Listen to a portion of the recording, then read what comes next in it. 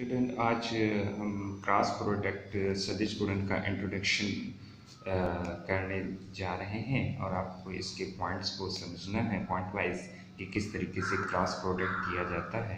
तो इसका point number 1 है कि जब अगर दो वेक्टर दिए हों जैसे vector A comma vector B, अगर हमें इसका सदिश गुणन निकालना है तो दोनों का ए और वेक्टर बी के बीच में क्रॉस लगा देते हैं और वही क्रॉस प्रोडक्ट हो जाता है।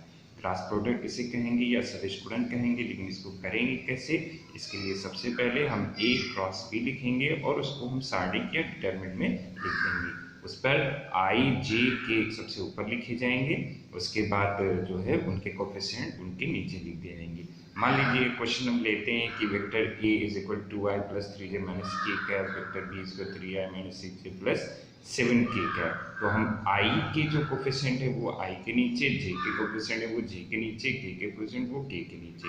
अब जिस तरीके से हम सारणिक में उसको एक्सपेंड फॉर्म में लिखते हैं या इसका विस्तार करते हैं, उसी तरह हम इसका विस्तार कर देंगे। तो सबसे पहले आई लिखेंगे, आई लिखकर आई को हम कट कर देंगे और ये हमारे 4 इसके कोफिशिएंट बचेंगे, पहले लेफ्ट का गुणा फिर राइट का गुणा। तो 7 3 से 21 और बीच में फार्मूले का माइनस होता ही है, फार्मूले का माइनस होता है, इसलिए ये 6 1 6 हुआ, माइनस माइनस प्लस और फार्मूले का माइनस हुआ। फिर माइनस लगाएंगे क्योंकि इसका रूल होता है प्लस माइनस, इस तरह ये चलता है। तो अब हम जे लिखेंगे, जे जो है अपने नीचे के कोफिशिएंट और साथ के जो टर्म्स हैं उनको कट कर देगा। अब हमारे पास 2 -1 3 और 7 बचा। फिर लेफ्ट मल्टीप्लाई 7 2 14, 3 1 3 माइनस है, फार्मूले में भी माइनस होता है, माइनस माइनस प्लस 3 हो जाएगा। फिर प्लस के कैप लिखेंगे, के जब लिखेंगे तो इसको कट कर देगा और इसको कट कर देगा। अब हमारे पास ये 4 जो है रिमेन होंगे। अब इन 4 में पहले लेफ्ट 6 2 -12, 3 3 9। फिर हम इसको सॉल्व कर लेंगे। 21 में से 6 गया 15, 14 3 17, 9 to 21 हो गया। अब इसको इसी तरह हम लिख देंगे और यही हमारा क्रॉस प्रोडक्ट हो गया। अब पॉइंट नंबर 2 में हम देखते हैं कि अगर हम आई जे के को मल्टीप्लाई करेंगे तो कैसे करेंगे। तो I cross I is equal 0, J cross J is equal 0, K cross के इज इक्वल 0। आई और जे होगा तो नेक्स्ट इसका टर्म के हो जाएगा, जे और के आई हो जाएगा, के और आई जे होता है। ये हमेशा जो है एक सीरीज में जो है ये चलता रहता है। तो यानी आई फिर जे फिर के, यानी आई के आफ्टर जे, जे के बाद के बाद आई। मान लो कि अगर ये डायरेक्ट हम आई के बाद के पर पहुंच जाए, बीच का जे जो है वो हमारा छूट जाए, तो उसको कैसे करेंगे। तो उसको नीचे समझते हैं आई क्रॉस के। अब लिखेंगे क्या जे, लेकिन इसमें एक माइनस लगा देंगे। उसी तरह जे को आई से मल्टीप्लाई करेंगे या इसका क्रॉस प्रोडक्ट करेंगे तो माइनस के कैप होगा, के और जब जे का क्रॉस प्रोडक्ट करेंगे तो माइनस आई कैप आ जाएगा। अब इसमें देख रहे हैं कि आई के बाद जे होना चाहिए, लेकिन यह आई के बाद के है, यानी उसने इस सीरीज को तोड़ दिया। मतलब आई के बाद जे आना चाहिए, लेकिन आई के बाद डायरेक्ट हम के पे पहुंच गए, एक बीच में जो है छूट गया, तो इसलिए यहाँ पे एक माइनस लगा देंगे। इसको डॉट में तो हम स्क्वायर करके 1 कर लेते थे, लेकिन इसमें जो है हम कभी भी इसका स्क्वायर नहीं करेंगे। अब आते हैं हम पॉइंट नंबर 3 पर। पॉइंट नंबर 3 हमें निकालना है कि अगर हमें किसी का लंबवत सदिश अगर निकालना है तो हम क्या करेंगे। लंबवत सदिश निकालने के लिए जैसे ए और बी वेक्टर है तो ये इसका फार्मूला होता है n cap is equal a cross b upon modulus a cross b। तो अगर हमें इसका लंबवत एक सदिश निकालना है परपेंडिकुलरली यूनिट वेक्टर अगर चाहिए, तो सबसे पहले हम a plus B, a cross b find out करेंगे। जब ये आ जाएगा तो जो हमें आ चुका है उसी का जो है हम मैग्नीट्यूड या मॉडुलस निकाल लेंगे। मॉडुलस का रूल आपको पता है, इसी तरह स्क्वायर करके रूट करके इसको फाइंड आउट कर लेते हैं।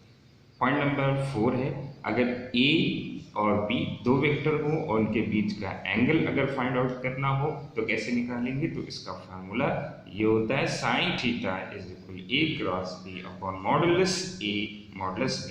पहले हम देखते थे कि जब कॉस होता था तो हम a dot vector A dot vector B upon modulus A modulus B कर देते थे और ये आ जाता था। अब उसी तरीके से बस इसमें करना क्या है, फार्मूला वही रहेगा, सेम टू सेम वही फार्मूला है, बस ऊपर जो है हमें क्या करना है, डॉट की जगह पर क्रॉस कर देना है, क्योंकि ये क्रॉस प्रोडक्ट है, यानी हमें सदिश गुणन चाहिए, बस यहाँ पे क्रॉस हो जाएगा तो ये बन जाएगा। हाँ, अगर ये लंब हो या हमें ये प्रतिबंध दिखाना हो या इसका ये एक आइडेंटिटी हो कि ये लंब है, तो लंब होने का प्रतिबंध हमारा ये रहेगा कि A cross B is equal modulus A modulus B. अगर ए क्रॉस बी जो है vector A cross vector B is equal modulus A modulus B के इक्वल हो जाएगा, तो हमें ये पता चलेगा कि एक जो वेक्टर है वो दूसरे वेक्टर पर परपेंडिकुलर है। मतलब अगर ये वेक्टर ए हो गया और ये वेक्टर बी हो गया और अगर इन दोनों पे परपेंडिकुलर होगा तब ये उसकी कंडीशन अप्लाई होगी।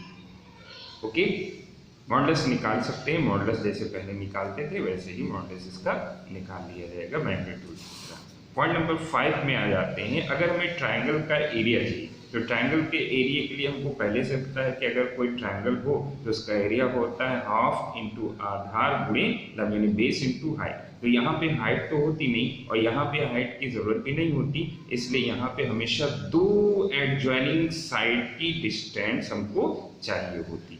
तो दो एडजॉइनिंग साइड यानी जैसे ए बी और बी सी हो गई, तो हम अगर इसका फार्मूला लेंगे ए बी, मान ली ये हो गया ए बी हम निकालें तो ए के कोऑर्डिनेट दिए होंगे, बी के कोऑर्डिनेट दिए होंगे, तो उसी से हम ए बी निकाल लेंगे। Vector A B is equal O B minus O A.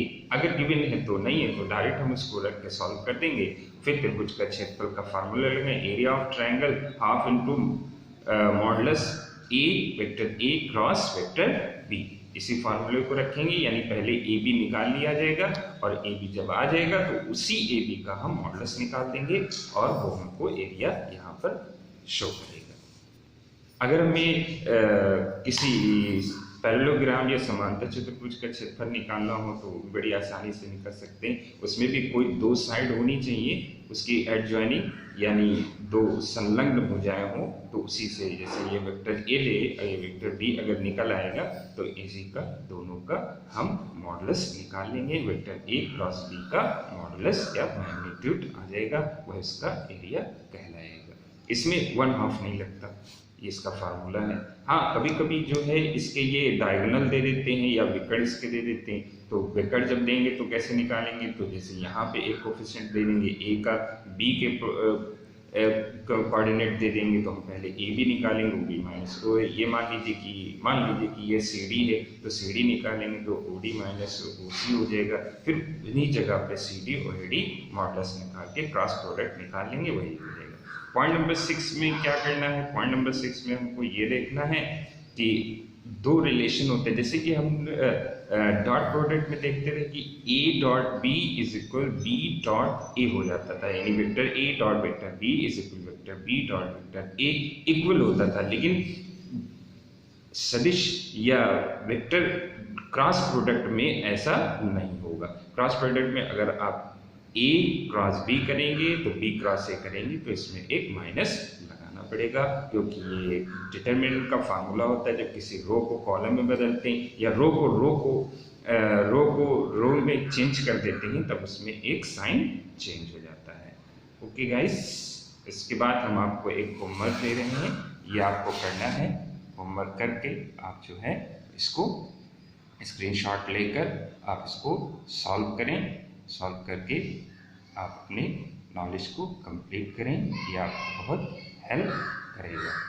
Okay guys, thank you. Next video जो है अब नेक्स्ट डे आएगा जो कि ज्योमेट्रिकल वेक्टर होगा और ये एनसीईआरटी की एक्सरसाइज नंबर 10.4 पर बेस होगा जो कल आपको मिलेगा।